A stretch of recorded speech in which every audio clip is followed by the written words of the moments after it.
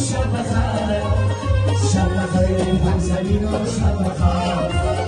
شب بخیر همنشین و شب بخیر شب بخیر همزمین و شب بخیر بایگان شما آفرین و بچان شما بید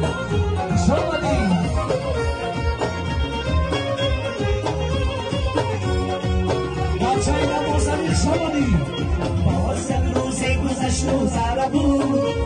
سرفه را از کتاب زندگی باز یک روز گذشت و زره بود سرفه را از کتاب زندگی خوش و دستی دریدت اومدن چوی دریا بدی سوی زندگی خوش و دستی دریدت اومدن چوی دریا بدی سوی زندگی باز تاریکی بر یادم رسید چشمانی مهربانی مادرم دلم از صحبتی باشم دستی در نفس‌های وسیعی مادرم دلم از صحبتی باشم دستی در نفس‌های وسیعی مادرم شب بخیر مادری جان شب بخیر شب بخیر مادری جان شب بخیر شب بخیر مادری جان شب بخیر شب بخیر مادری جان شب بخیر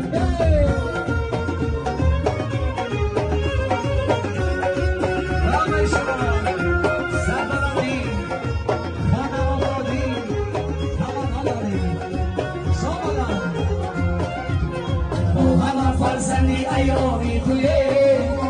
شامانن اندرین روشی زمان با همه فرزندی ایامی تویه شامانن اندرین روشی زمان خوش بای عزیزتر در پرا روشی زمان خوش بای عزیزتر در پرا روشی زمان شب بخیر همنشین و شب بخیر شب بخیر انزم شب بخیر شب بخیر همدیبر شب بخیر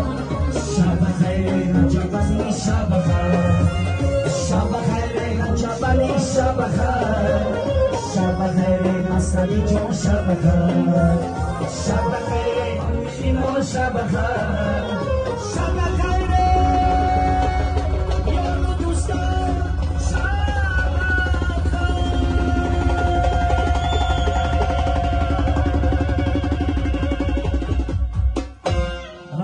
سلامت باشین اگر رجب جان مبارک شما مصطفی جان خدا پسردار کنه در توی پسرچت خدمت کنیم برای رجب برای مصطفی جان از تمام خویش تبار و دوستا خواهشمندیم یک کنسکی بازدوامی بغداد شود